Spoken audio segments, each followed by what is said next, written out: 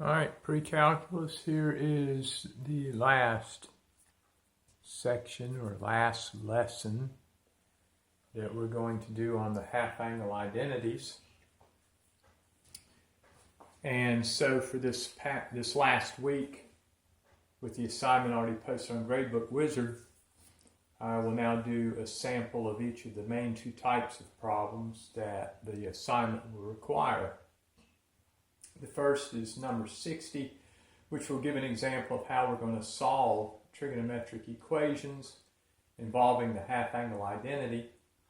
So number 60 gives us that the interval for x is angles x fall between 0 and 2 pi. So we're thinking about the unit circle one time around.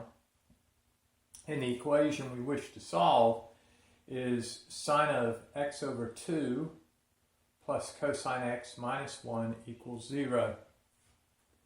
So I start off doing a couple of things simultaneous. First, I substitute the value for sine of x over 2 by way of formula, plus or minus the square root of 1 minus cosine x over 2.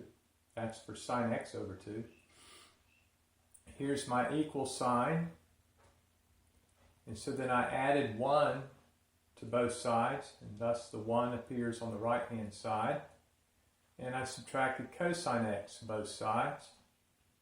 And so again, it disappears from the left and appears as minus cosine x on the right side. I did that in order to be able to kill off the square root as well as the plus minus symbol by isolating a radical, which is something we initially work on in Algebra 2. We use squaring to rid ourselves of that square root. Now we have to be aware that when we finish, we need to check our solutions, because sometimes some of the values under the square root are undefined for values x that we somehow produce after the squaring effect. We'll check that at the end of the problem. So we square this side, and the square root and the plus minus gives me 1 minus cosine x over 2, because squaring a positive is a positive, squaring a negative is a positive. So we get simply the radicand on the left side.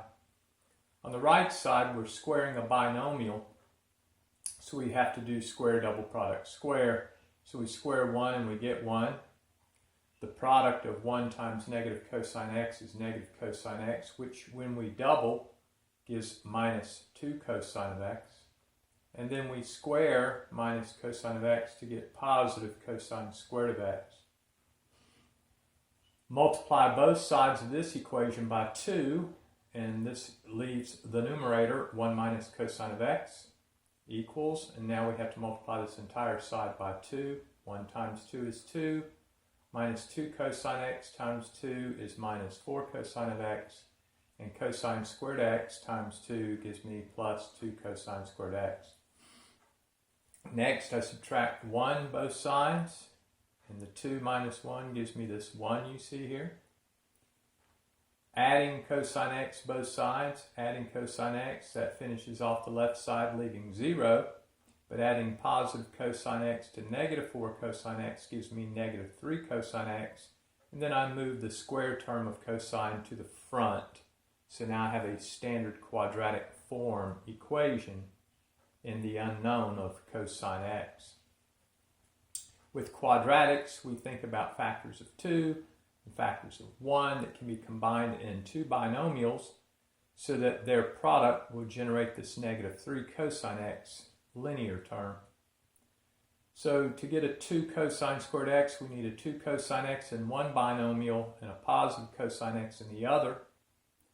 Since this is minus 3 cosine x and that's plus 1, the factors of 1 we need have to both be negative 1s. Negative 1 times negative 1 gives me a positive 1. And then to check and make sure these two factors actually work for us, we multiply back and make sure. 2 cosine x times cosine x is 2 cosine squared x. 2 cosine x times minus 1 is minus 2 cosine x. Minus 1 times cosine x is minus 1 cosine x. We combine the negative 2 cosine x with the minus 1 cosine x, that is negative 3 cosine x. Negative 1 times negative 1 is positive 1. So we know these are the correct two factors. Set this one equal to 0. To solve for cosine x, you would add 1, divide 2, and get cosine x equals 1/2. This one you set equal to 0, add 1 to both sides, and get cosine x equals 1. We then go to the unit circle and see that cosine x takes on the value 1/2, where the x-coordinate is 1/2. The angles are pi/3 and 5pi/3. To find where cosine x is 1, we look for the unit circle where the x-coordinate is 1, and for the interval 0 to 2 pi, that's at the angle 0 where we begin. We do not include 2 pi because the interval for solution does not include 2 pi. Now we really need to check these. So we're going to go back to the original equation here, not this one, but the very original, and we'll check. Let's start with 0 because it typically is the easy one to check. 0 over 2 is 0. Sine of 0 is 0. Cosine of 0 is 1. And 0 plus 1 is 1.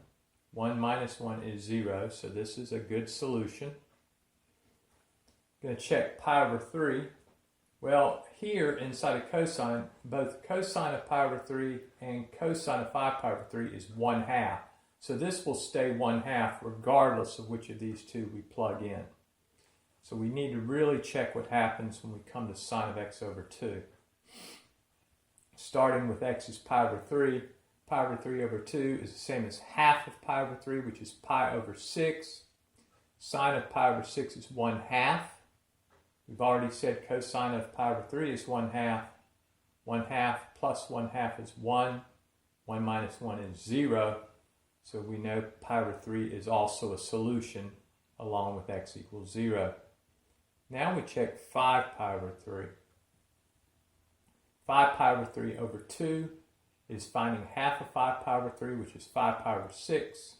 Fortunately, I guess you could say sine of 5pi/6 is found by finding the y-coordinate of the second quadrant, because 5pi/6 stops in the second quadrant.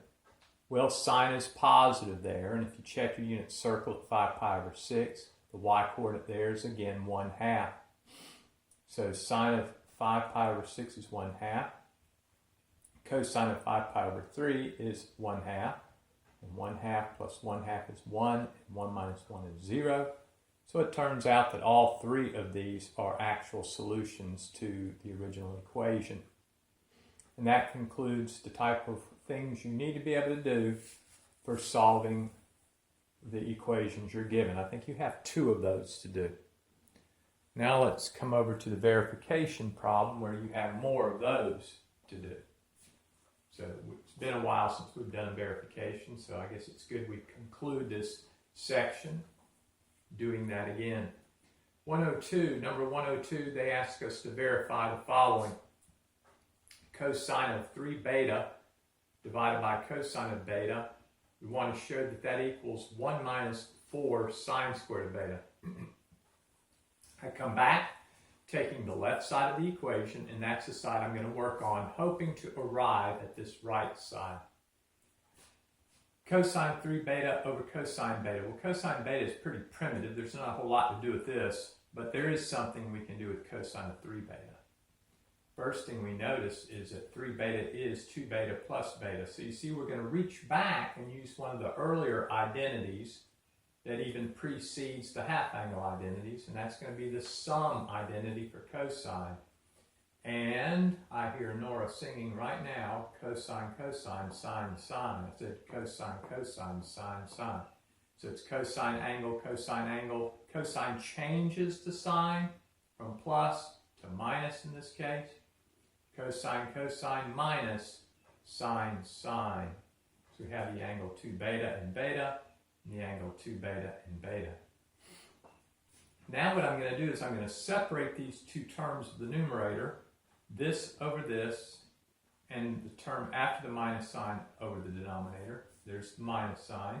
Here's the two common denominators, cosine beta. Here's cosine beta. That's the same cosine beta.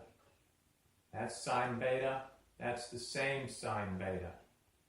What happened here was cosine 2 beta as one of its three identities. One of its three is 1 minus 2 sine squared of beta.